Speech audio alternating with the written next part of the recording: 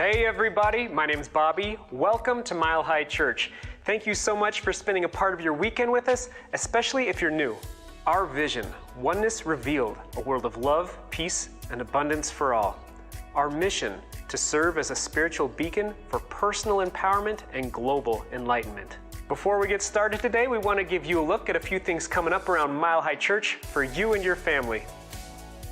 Hey everybody, it's summertime at Mile High Church, which means it's time for summer school for your soul. I want to invite you to take a class this summer. We've got 4 of them. On Tuesday mornings, I'm going to be teaching Beyond Limits. This is a great opportunity to spend time with Mile Highers exploring the great ideas of our philosophy.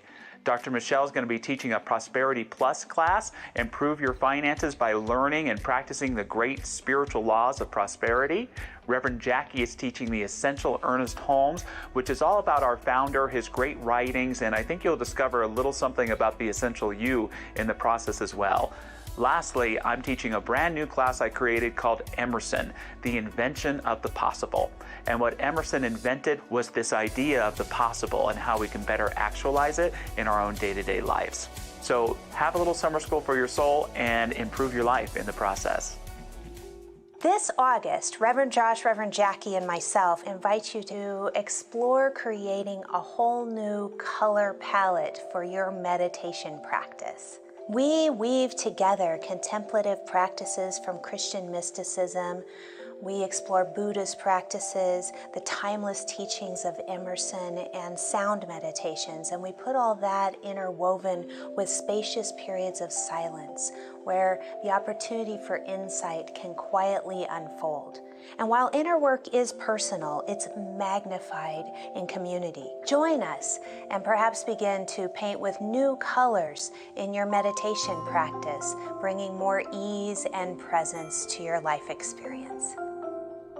And join Michelle Medrano and Linda Frazee for our Enneagram workshop on June 20th. We'll explore this 9-point system to better understand what truly motivates us to be and to do what we do.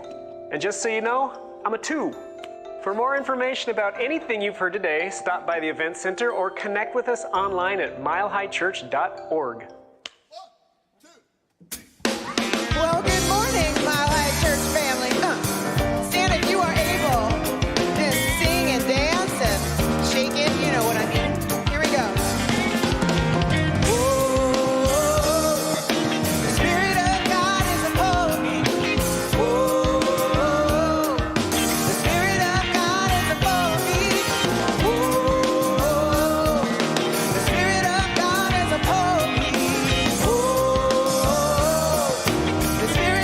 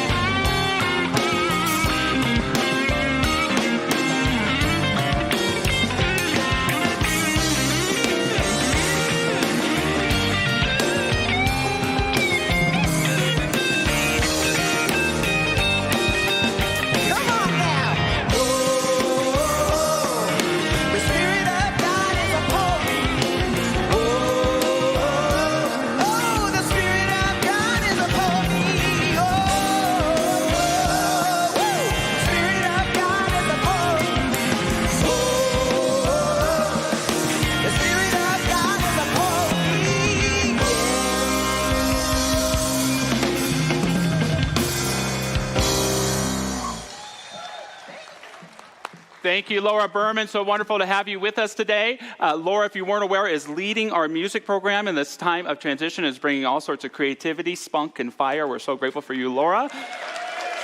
Randy Chavez, everybody. Bijou Barbosa, Mike Marlier, Mr. Rob Lowe. Greetings, everyone in our sanctuary today. Greetings to everyone watching online. Anyone notice some new life when they came on the campus today?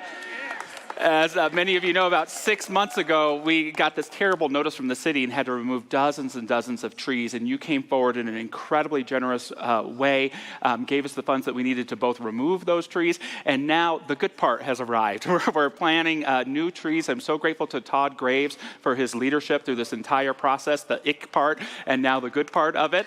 And there are more to come, and there'll be more emails on the types of trees. And we're going to get a big plaque to thank everybody, but we're just so grateful. Welcome to Mile High Church. This is a spiritual community where we believe that spirituality shouldn't be a compartment in your life, that your spirituality should inform each and every area of yourself and your life.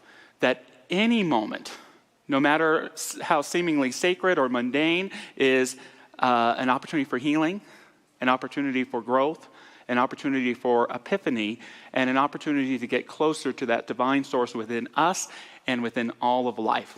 I'm so glad you're here this morning. If you're new, we love to recite our vision and mission each week. It's coming up on the screens. If you want to say it along with me, it goes like this. Our vision, oneness revealed, a world of love, peace, and abundance for all. And our mission, to serve as a spiritual beacon for personal empowerment and global enlightenment. We have a wonderful service in store for you today, and we're going to move right into it by moving into our shared spiritual practice of song, of silence, and prayer.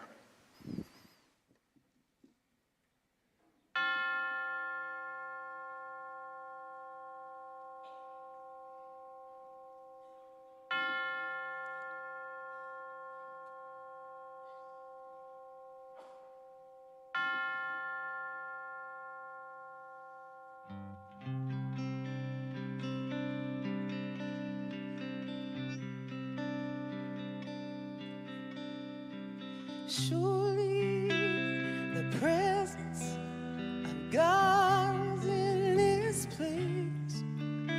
I can feel the mighty power and the grace.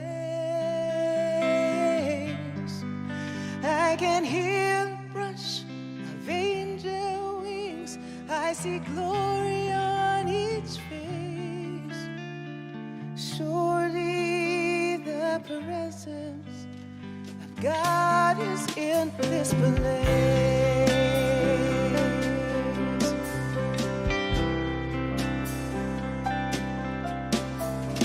Surely the presence of God is in this place. I can feel the mighty power and the grace. I can hear the rush of angel wings. I see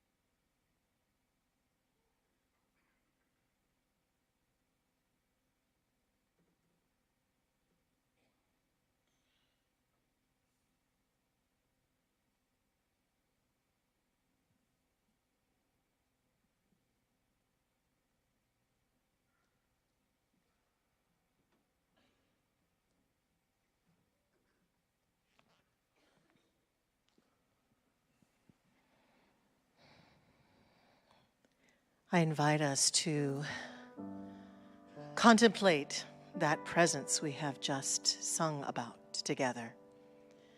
To contemplate that presence and feel the assuredness that comes forth as we sing those words, surely the presence of God is in this place.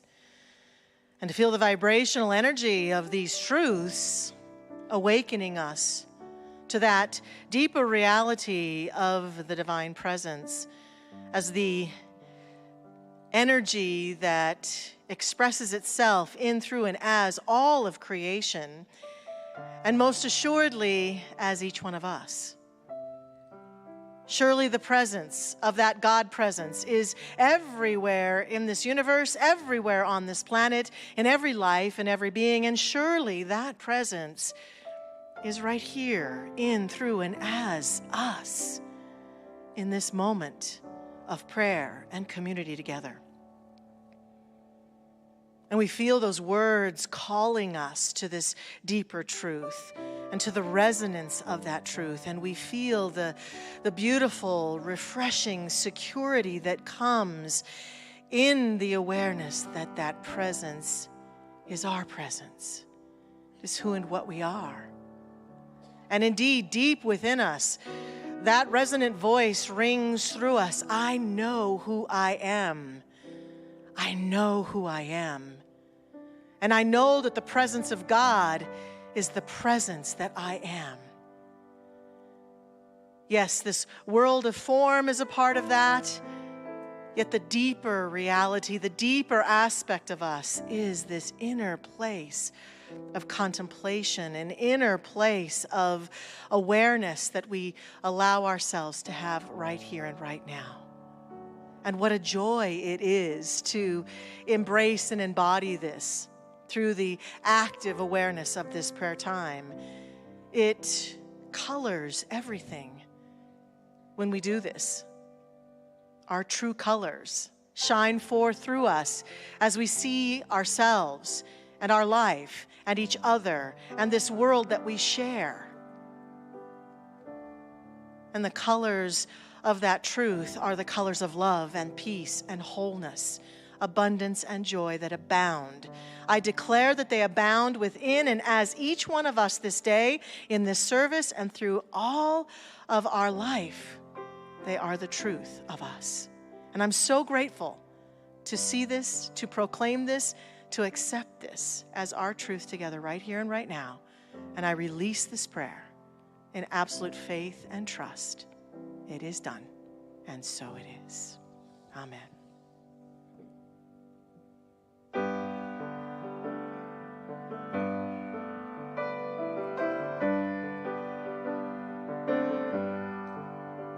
We are holy, holy, holy.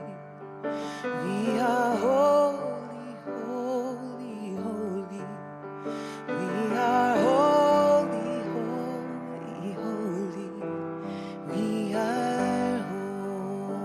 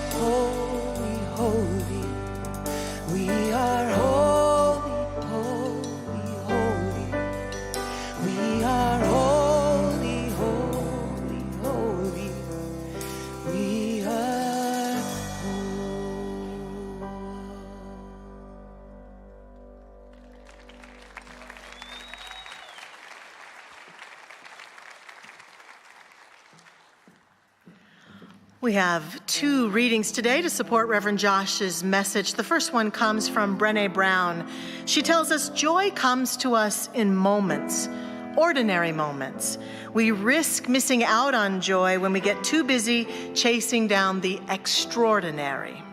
And from the founder of our teaching, Ernest Holmes, the secret place of the Most High is at the heart of your own being. The tabernacle of God is within you. Everyone who thirsteth may come and drink.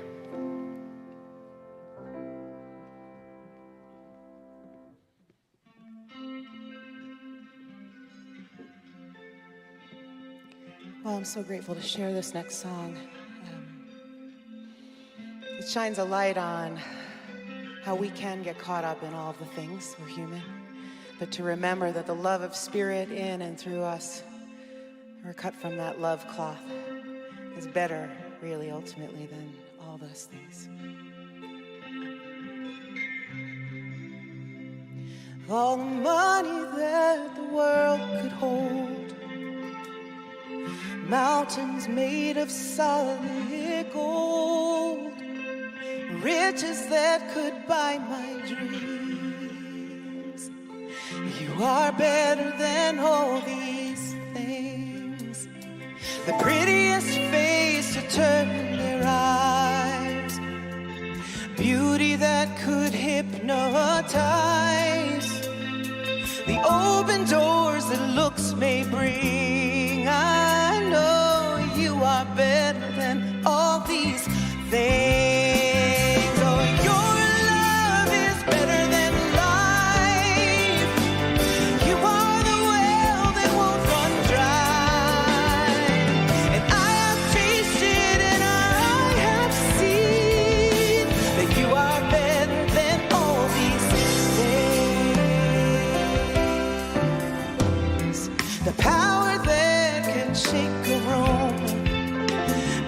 Important one in every room. Status matched by only kings.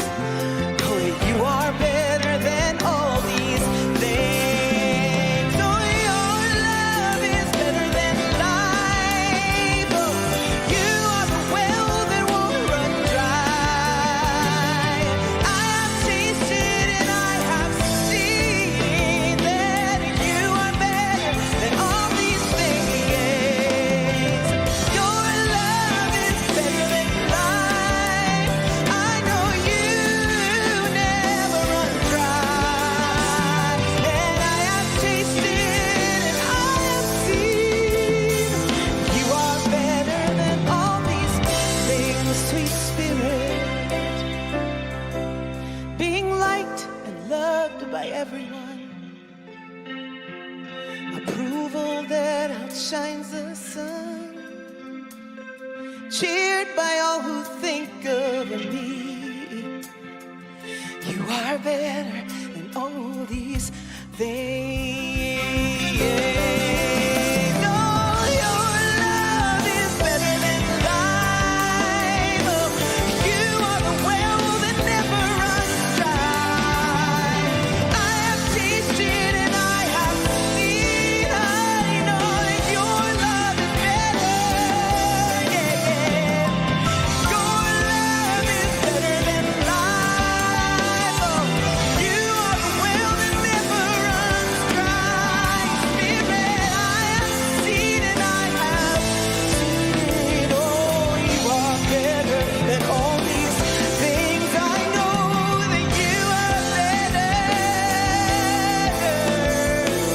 You are better than all these things.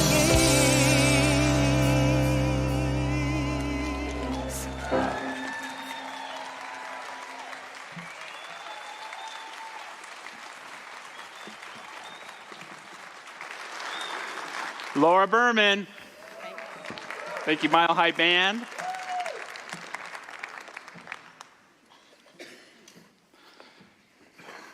Graduates, your acknowledgement is coming up. Oh, we'll do it more than once. Where are our graduates today? our brand new ministerial graduates, our practitioner graduates, our Holmes Institute graduates. We're so grateful for you. More to come. We have a wonderful ecclesiastical graduation coming up tonight at 5 p.m. It is also my honor to introduce and announce our next major speaker coming to Mile High Church October 3rd. Valerie Kaur is coming to Mile High Church. Valerie Kaur wrote an incredible memoir a few years back called See No Stranger. And has anyone noticed that this thing of othering and being othered is kind of a thing in society today that needs to stop? That needs to end. We have to learn how to come together with a higher consciousness while holding to our principles and values. And Valerie is an incredible example of that. And so all this month, there's early bird pricing for that event in October. And today only, you can get the book if you buy your ticket. And so we're so grateful to have that. Thanks for everyone that's putting that event together. Question, turning back the clocks a little bit this morning. Do you remember the first time you fell in love? Do you remember the first time you fell in love? I don't mean your crush on David Cassidy, Leif Garrett, Kirk Cameron, the Red Power Ranger, whatever it was. I meant real love. I was 19 years old. I had just moved in to my first apartment. And my friend, who I didn't like calling my girlfriend, was there with me. We've been seeing each other off and on for a few years, and I was snooty, to say the least. And she's at my place that day, and she's probably talking about music, and I'm responding with how much better my music is than hers. And she's probably talking about a book or a movie, and I say, well, did you read or did you see this? And at some point, very quiet and polite-like, she says, I'm leaving. And I was immediately overcome with immense anxiety, with a kind of panic. My palms started to sweat. I wondered, do I have malaria? And I could hardly get the words out. I said, please don't go. And she looked at me and she said, huh? And thankfully she stayed, but I knew in that very moment, for the first time in my life, I was in love. There's this divine contradiction about love. It's warm and fuzzy, and yet it can also be painful, cruel, panic-inducing. And there seems to be this tension inside each of us that love, intimacy, closeness is what the majority of us want more than anything in our lives, and yet many of us are the first to repel it, to say no to it, to fear it. Henry Nouwen, the great Catholic teacher, I think put it quite well. He said, every time we make the decision to love someone, we open ourselves to great suffering, because those we most love cause us not only great joy, but also great pain. The greatest pain comes from leaving. When the child leaves home, when the husband or wife leaves for a long period of time or for good, when the beloved friend departs to another country or dies, the pain of the leaving can tear us apart. Still, if we want to avoid the suffering of leaving, we will never experience the joy of loving. And love is stronger than fear, life stronger than death, hope stronger than despair. We have to trust that the risk of loving is always worth taking. The risk of loving is always worth taking. Do you agree with that? Will you say it with me? The risk of loving is always worth taking. And we're not going to say that as a platitude. We're going to take that risk. I'm starting a 2-part series today. It gives me a great sense of self-importance to say I'm beginning a 2-part series today entitled Sacred Intimacy. And by intimacy, I want to define what I mean by it right away. I mean closeness. I want to talk this week and next week about growing closer with our God, growing closer with life, growing closer with ourselves, growing closer with others. Oriah Mountain Dreamer said, "This is what I ache for. Intimacy with myself, intimacy with others, intimacy with all that is life." But it takes a lot of risk and courage to get there. I have a little saying about relationships. I have many, but here's one. And it's this: how you get along with life is how you get along with yourself, is how you get along with others. And in turn, how you get along with others is a reflection of how you get along with yourself. And how you get along with yourself is a reflection of how you get along with life. If life is a mess that's just here to grind me under, filled with unknowns, temporal, a crapshoot, but mostly crap, if it's to not be trusted, if it's dangerous, what does that say about my ability to trust in myself? To trust in my own mind, to understand the desires of my own heart and that they may be good. And what does that say about my ability to trust you, to invest time in getting to know each other, to deepen and grow? But if life is a grand mystery to be embraced, if life, for all of its struggles and dangers, ultimately leads me to a feeling of immense gratitude and possibility, if life is indeed a springboard for possibility, then I can begin to explore those same aspects of being within my own self and see them and embrace them and risk the love that it takes to grow close with you so that I can know myself and this thing called life and this thing called God in a more grand and emphatic way. God, not in a compartment, each and every area of my life, each and every relationship, closer and closer and closer. My message today is don't be afraid to be intimate. How to always stay cozy, I like that word, with the heart of life. How do we grow closer with life? The key word for me is resonance. Resonance. Resonance is the statement about my relationship with life. It's a statement about my rapport with life. It's a statement about my trust in life. It's the recognition that I need my life to show me who I am, and life needs me to become who I am so that it can realize itself in grander ways. Resonance is when that which is at the heart of life resonates with what is at the heart of our own being. It shows up most effectively as those wonderful little synchronicities. Discovered this book, and there was a line in it just for me, just what I needed to hear. I throw on some tunes. That's the perfect song for my day. I am so grateful that God gave me these friends. I don't know where I'd be without them. How about that? Just when I needed that new teacher, that new mentor, that new person that had that principle of the very thing I'm looking for, they showed up. That's growing close with life when we are co-creating with one another every day with epiphany and grandeur. Growing closer with ourselves takes a hell of a lot of honesty. It's that ability to tell ourselves the truth. Not just the hard truths, but to acknowledge the spiritual truths. It's pretty easy for me in the morning when I'm in my practice of meditation and prayer and I'm reading a really cool spiritual book to say, hey, I'm whole, perfect, and complete, darn it. I am a divine child of God. You know when it's not easy? At 11:30 at night when I've spilt some wine on my shirt and I've eaten all the peanut butter M&Ms.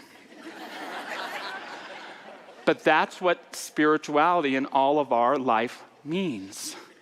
That guy on the couch who's fallen asleep in the middle of eating his burrito is a child of God too.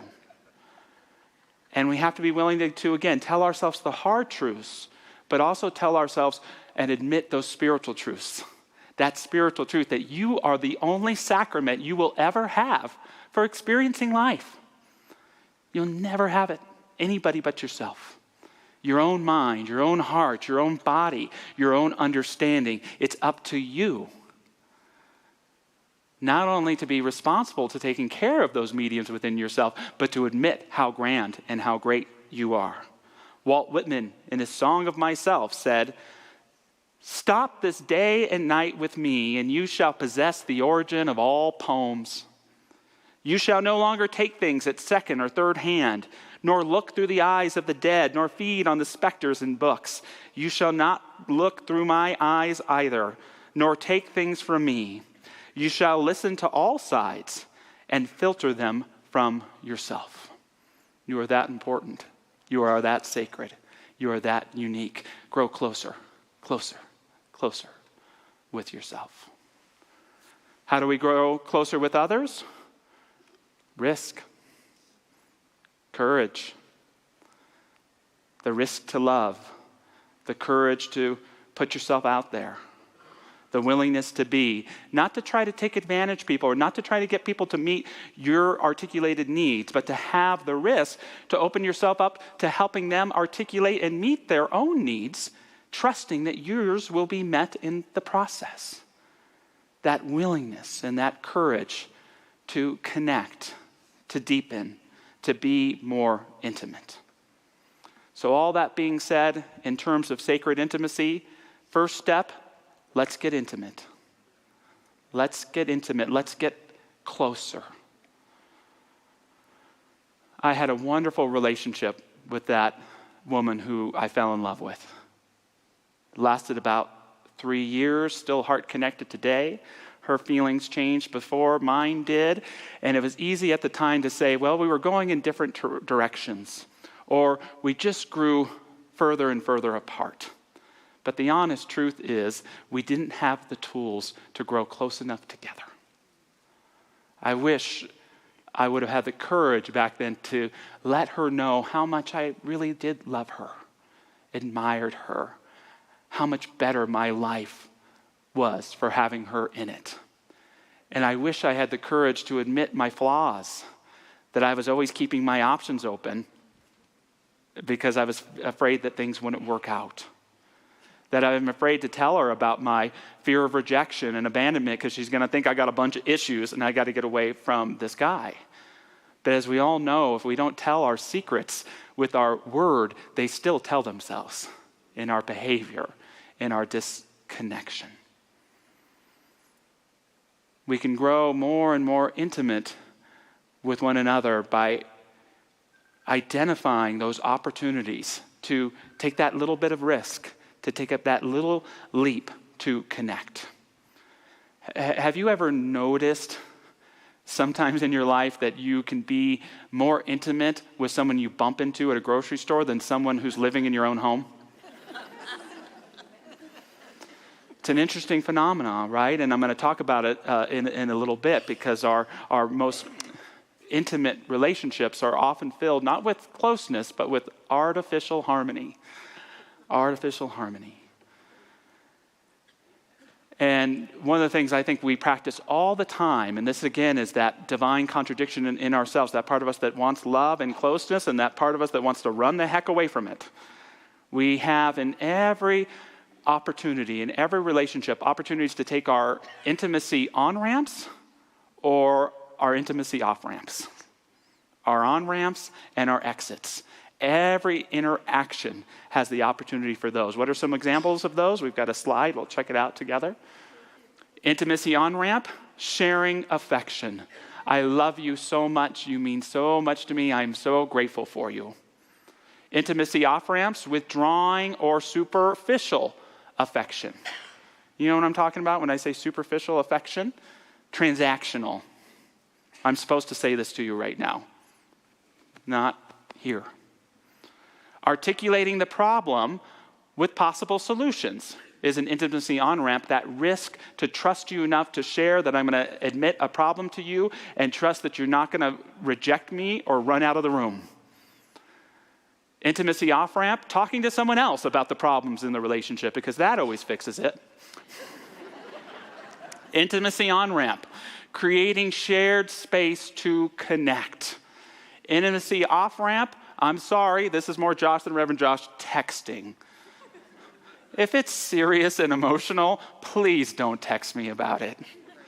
Let's create space. Let's create a container of listening where our feelings can breathe and express ourselves, where there's a sense of sanctuary and security that even if we leave upset, we know that our relationship is always grounded in love. I don't think AT&T has figured that out with how to do that with text messages yet, much less Facebook. Intimacy on-ramp, listening with curiosity and the desire to understand. Intimacy off-ramp, judging, creating stories instead of asking questions. This argument I've been having with you in my head for the last 2 weeks, I have solved, and here's the solution, right? No, that usually doesn't fix the relationship either. Intimacy on-ramp, asking for what you want. Have the courage, the risk to state your own needs, to state your own desire. Intimacy off-ramp, testing them to see if they do what you want them to do. It's a 2-week series, but I'm about to give you a little bit of homework, and here's the good news. Because it's a 2-week series, I'm not asking you to take all these intimacy on-ramps. I'm just inviting you this week to pay attention to your off-ramps. They're different and unique for all of us. Note when you're taking an off-ramp, don't beat yourself up for it. Don't judge yourself. Don't over-jump into an intimacy on-ramp because then it's going to seem weird, creepy, too much. Just be aware. I am exiting from an opportunity for closeness and intimacy right now. And you can ask yourself why, but it's going to come down to this tension.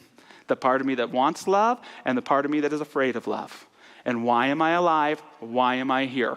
Is it to live my life in fear of love? No. It's to live as close as I can with that heart of life, that heart in myself, that heart of the people I love and want to cultivate ongoing love and connection with. Zamira and Jackie and I have been working on creating a meditation and prayer retreat for Labor Day weekend. And so we're looking forward to that, but we got to do an advanced one for our practitioners recently. And we did an advanced exercise by sharing about this. Please don't take that as a sign to not sign up for the retreat. But we had this exercise of just encountering each other and looking one another in the eye. Just greeting and connecting, no words at all, just connecting with the eyes. And it was so intimate that it scared some of us. But what was wonderful was to come before someone I knew and admired and just feel the bond. The bond was right there. Nothing needed to be said or shared. And then in other cases, and this did bring forward some tears, it was beholding and seeing someone that I had thought I had known, but I had never taken the time to really see before. That could be someone you've been in relationship with for 25 years. To pause, to look, to see the person before you as a beautiful expression in that very moment, to accept them entirely and to honor wordlessly your bond. Let's get intimate at the level that works for us by being aware of where we're exiting, but then becoming aware of those new choices that we can make. Let's get intimate and let's get honest. Let's get true. Let's get real. Honesty doesn't just mean telling the truth. It means being who you truly are. Honesty and living an honest life isn't just about speaking your truth. It's the courage to be who you really are, warts included, and to allow yourself to be loved and accepted in that way. Some of us are so caught up in the superficial that we've never had the courage to allow ourselves to be that honest. Instead, what we build in so many of our relationships is this artificial harmony. The biggest enemy of intimacy isn't conflict, it's artificial harmony. It's pretending that everything's okay. We have another slide with some symptoms that may speak if you're practicing too much artificial harmony. Again, Josh is going to harp on the texting. You can call me. Texting is great for just little bits of information and for talking to people who you'd rather not talk to. But it's not going to create a lot of intimacy. Salutation points and artificial check-in rituals. Hi, how are you? I know you're going to say fine. How are you? Fine. Thank you. Let's move on. We've said hello. We've checked in. Now let's talk about the chores and if you did them or not. Right? I love you. Have a great day. I love you. Have a great day. They're not bad, but they don't create that opportunity for deepening and intimacy. Escaping together instead of connecting with one another. What do you and your partner like to do? We like to not talk and just watch TV from 7 to 12 at night. Avoiding talking about problems. If we're willing to take that risk to be intimate, to be honestly ourselves, we're going to have to address those elephants in our relationships. Those elephants that are always in the room. We have to kill the elephants and have the courage enough to create the space for greater connection. Sometimes we don't have the trust enough to do that, and that's okay, but that's where that opportunity is to build it over time, whether it's with our partner or our kids or our parents or our coworkers. There's always that opportunity to bring forth that new level of honesty, of intimacy, of closeness. To say, today it's going to feel weird, honey, but we're going to turn off the TV and we're just going to hold hands and be conscious of one another. I'm going to grow closer with God this week, so I'm going to take out the headphones and take a walk every night at 7:30 p.m. and experience this beautiful springing Colorado. I'm going to turn off the secret lives of Mormon wives, and I'm going to journal. It's a good show, you give yourself some this stuff, but if your whole life is this artificial harmony that's built to try to escape, to try to unplug, to try to turn off, that's not the spiritual life. We want to turn on. We want to plug in. We don't want to get away. We want to find who we are by turning down the chaos and creating those honest experiences for intimacy and connection. I've been creating a class, I love it so much, about Ralph Waldo Emerson called Emerson and the Invention of the Possible. And he wrote a wonderful essay, probably my favorite one, called Friendship. And in it, he says something I love. He says, we have a great deal more kindness than is ever spoken. We have a great deal more kindness than is ever spoken. The whole human family is bathed with an element of love like a fine ether. How many persons we meet in houses whom we scarcely speak to, whom yet we honor and who honor us. How many we see in the street or sit with in church, whom though silently we warmly rejoice to be with. Read the language of these wandering eye beams. The heart knoweth. Part of living honestly is recognizing the good in everyone. They may have lost it. They may have distorted it. But that trust, that affection, that deep affection within me is in you too. And with the right trust, we can build and experience and grow in it together. Let's get intimate. Let's get honest. And lastly, let's get responsible. There is a sacred text in my life. It was the first ever Spider-Man comic book. And in his origin story, there's a powerful statement. With great power comes great responsibility. It's just as true when it comes to intimacy. With great intimacy comes great responsibility.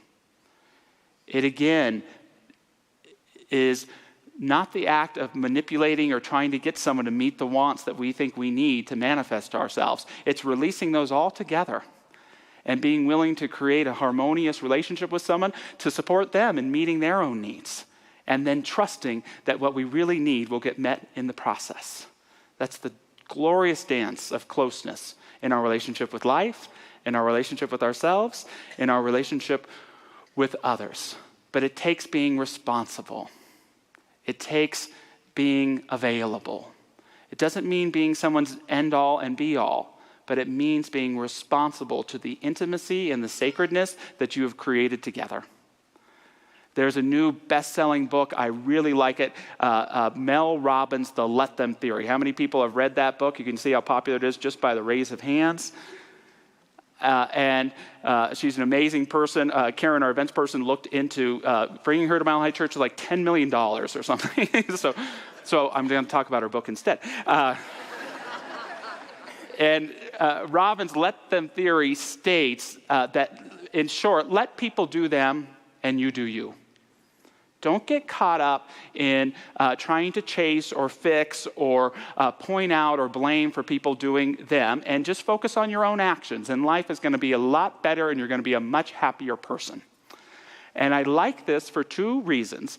The first is that those of us who are kind of fixy, a little controlling, who think we know the direction other people should be going, it's good for us to back off and mind our own business. Okay. Two, it's really good advice for those of us who have people in our lives who are very lovable, but they're not love-able, and they only know how to express through toxicity. And everything they do, if we're following up on it, winds up us living in the realm of their problems instead of in the heart of our own solutions. And so the let them theory is perfect because it says they're going to do what they do regardless. Focus on your happiness, your well-being. Don't go down there. Keep rising up. That's where it's great advice. Here's the problem. When I wrapped up that book and I turned the last page, and it's a wonderful book, please read it, my comment to myself was, please don't let me.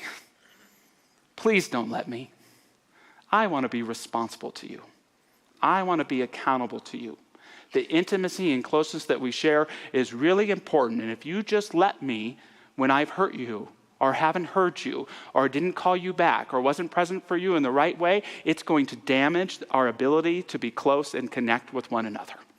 So when I don't call you back, please let me know. When you don't feel like I heard you, please let me know. Again, I'm not here to be your be-all and end-all, and boundaries are really, really important. But I value the intimacy we share so much that being responsible and accountable to you is a top priority. So yes, let the toxic be toxic, but where you have closeness and where you have honesty and where you have intimacy, step into that responsibility where you let each other up instead of let each other go. Know that truth for yourself, and you will continue to build the best relationships possible that will allow you to know and relate with yourself better and this thing called life too. To close with another quote from Oriah Mountain Dreamer. She shares, I want to live with deep intimacy every day of my life. I am guided, sometimes driven, by an ache to take the necessary risks that will let me live close to what is within and around me. And I am sometimes afraid that it will be too much, that I will not have or be connected to whatever it takes to be with it all, to bear the exquisite beauty and bone-wrenching sorrow of being fully alive. So moving into prayer, inviting any of our incredible prayer practitioners to stand with me. These folks are available for prayer in front of the stage after service. Honoring that spirit that the mystics tell us is closer to us than our very breath. I invite us to move prayerfully in the spirit of what Ralph Waldo Emerson defined prayer as, the contemplation of the facts of life from the highest point of view. Honoring our relationship with Spirit in this moment, let it reveal to us that panoramic view, that whole perspective that can see a thread of truth and of love and gratitude and meaning and connection moving through all of the relationships, experiences, ups and downs of our lives. That golden thread of Spirit that is always with us, always for us. And may we ask ourselves, how can I deepen in this closeness? How can I get closer to God? And what can I do in my heart right now to allow God to come closer with me? Knowing we are fully entwined in the oneness no matter what, but sometimes we forget it. I invite us as well in this grand point of view, this panoramic view, to see ourselves in this thing called life. How can I better be there for myself? How can I move closer within the feelings and the desires of my own heart? How can I best build a greater trust in my mind and myself, so that my words, my acts, and my feelings are in perfect harmony together?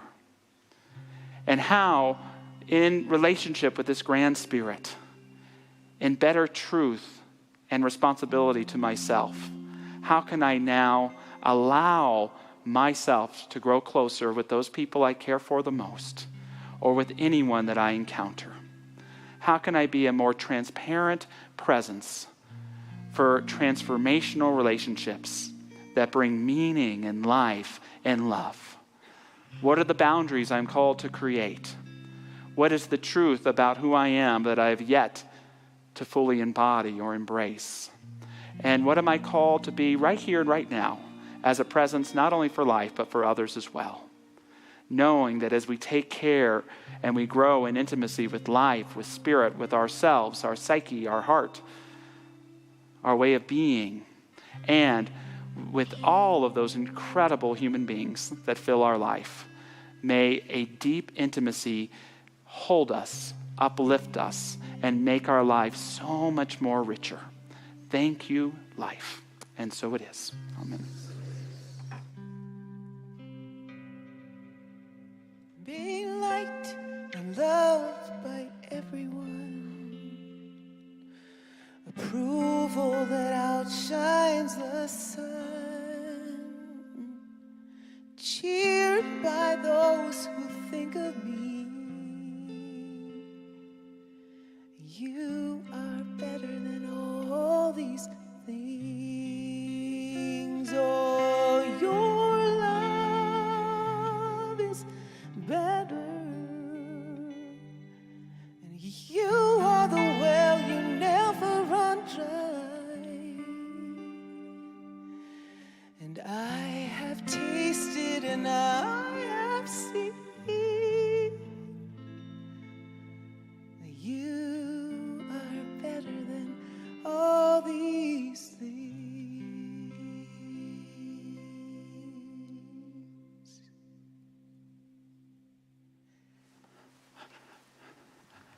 Thank you so much, Laura. Thank you, Randy. As we move into our time of offering, we have something really special, a special rite of passage taking tonight at 5 p.m. It's something we call our ecclesiastical graduation. And so if you are one of our practitioner graduates today, will you stand or identify yourself so we can honor you for all of your hard work?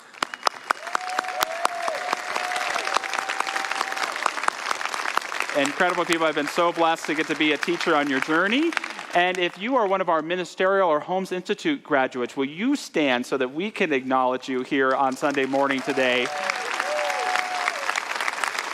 These are some of the most powerful, transformational beings that I've ever had the honor of knowing, and I am so excited for our Science of Mind movement, that it has demonstrated you to articulate its principles in newfound and relevant ways to make this philosophy meaningful, to help it grow, and to change life. So thank you all for your incredible yes. You are all amazing.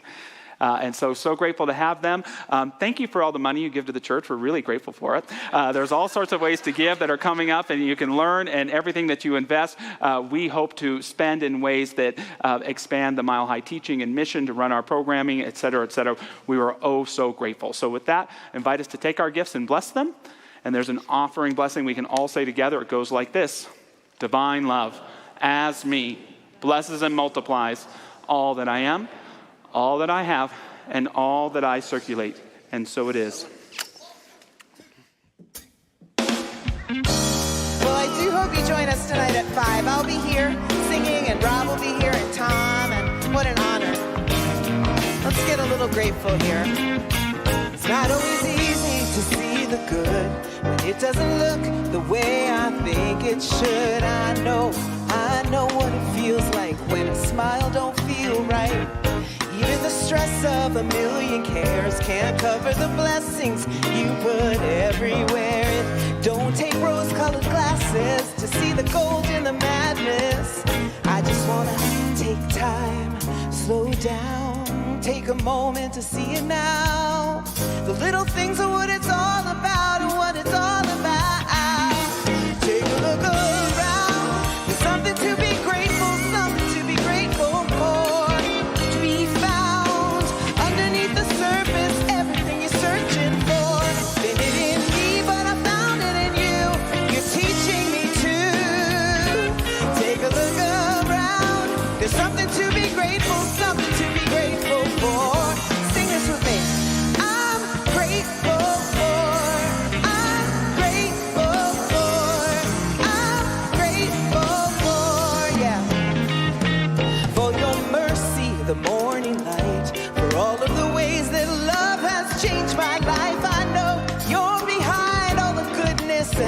never wanna forget it. When the sun don't shine and morning light, the tears fall down my life. You're always there to remind me. Take a look around. There's something to be grateful, something to be grateful for, waiting to be found underneath the surface. Everything I'm searching for, I found it in me and I found it in you. Oh, you remind me to take a look around.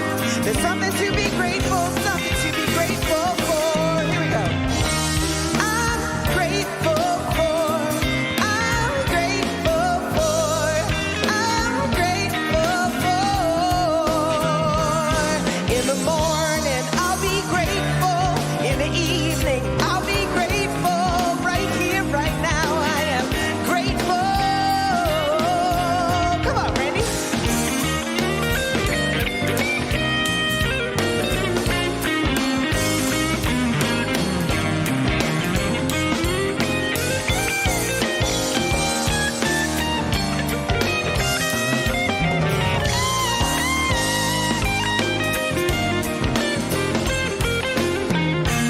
I'll be grateful in the morning.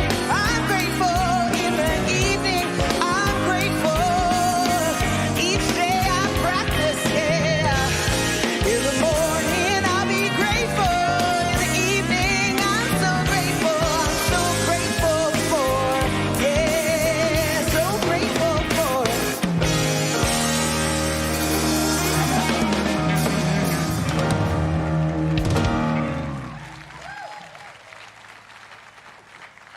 Oh, thanks so much, Laura. Beautiful, beautiful. Hey, if you are here for the very first time today, or maybe this is your second, third, or fourth Sunday, and you haven't yet stopped at our Welcome Center right in the center of the lobby, we hope that you will do that. We have wonderful volunteers there who can answer your questions, help you find out more about our community, and a really lovely little bag of goodies to take home with you. I'll be there too to answer any questions. Please stop by and see us. And now I want to celebrate and acknowledge and bring forth, I think they're already behind me. Yep, they're behind me. Our wonderful, amazing, talented, fantastic youth director is here, and she's got some special young people to present to us. Stacy Butters. Thank you. I'm going to have Michelle just follow me around and introduce me everywhere. I am so excited to be with you to announce our high school graduate scholarship recipients, Oriah Shelton and David Miles.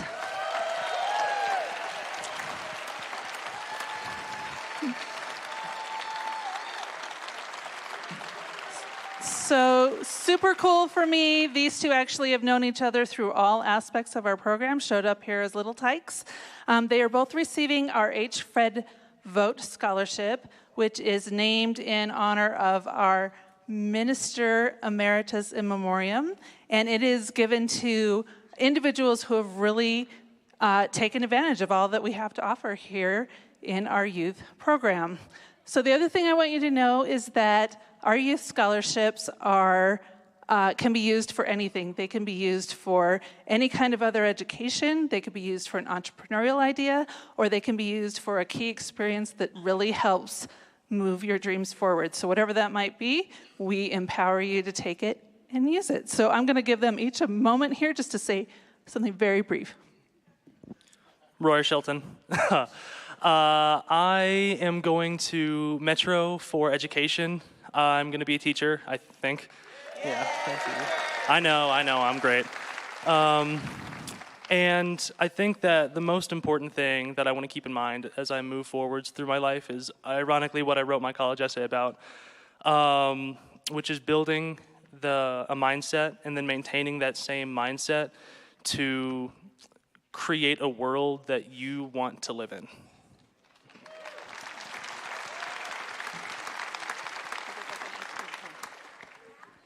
Hello, my name is David Miles, and I'm thinking about going into trade school to learn HVAC, which is AC systems and heating.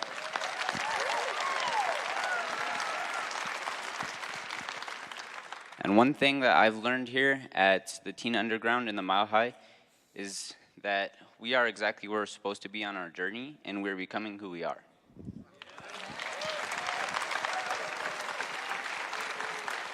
All right, so proud of these two and all of our graduates, and we're going to sing for you now.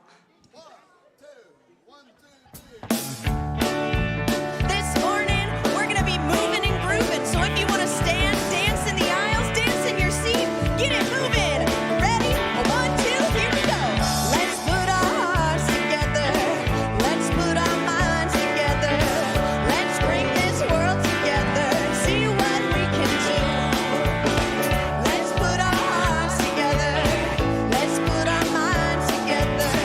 Let's bring this world together and see what we can do. Do, do, do, do, do, do, do, do. Do, do, do, do, do, do, do, do. Let's put our hearts together. Let's put our minds together. Let's bring this world together. See what we can do. Let's put our hearts together. Let's put our minds together. Let's bring this world together. See what we can do. Do, do, do, do, do, do, do, do. Do, do, do, do, do, do, do, do. Let's put our hearts together. Let's put our minds together. Let's bring this world together. See what we can do. Let's see what we can do. Let's see what we can do.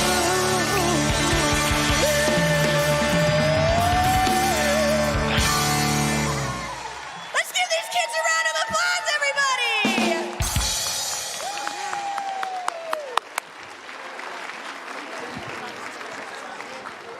Thank you, Michelle Bailey. Thank you to our incredible youth. We're so grateful for you.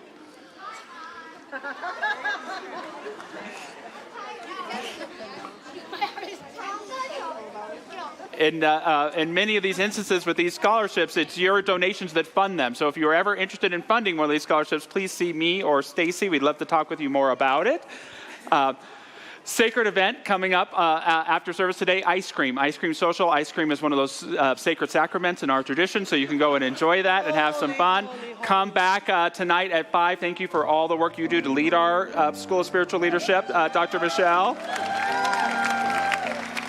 And midweek renewal is coming up Wednesday. One other announcement I want to share with you. We are adding 2 wonderful special focus ministers to our ministerial team here at Mile High Church.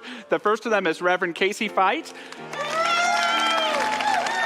Reverend Casey is going to be our spiritual practices minister, and so she already leads and organizes things like yoga and Tai Chi here during the week. We really like thinking of Mile High like a spiritual gym, and so she's going to be adding so much programming in there to help us strengthen our spiritual well-being and mindset. Thank you so much, Casey.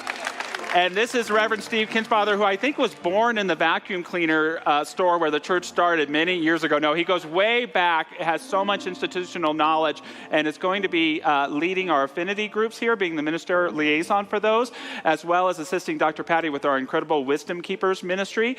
Steve is a great guy. It's so good to welcome another dude on the team. It's been a little while. And he has just such a heart and love for the people and for this place. I'm so grateful for both of you. Thank you so much for joining our team. With that, if you can, repeat after me. Something wonderful is happening to me right now. Something wonderful is happening to me right now. It is this thing called life. Life is in my mind, my body, and all that I do. I give thanks for it, and I accept it. Just the way that it is, and just the way that it is not. Thank you, life.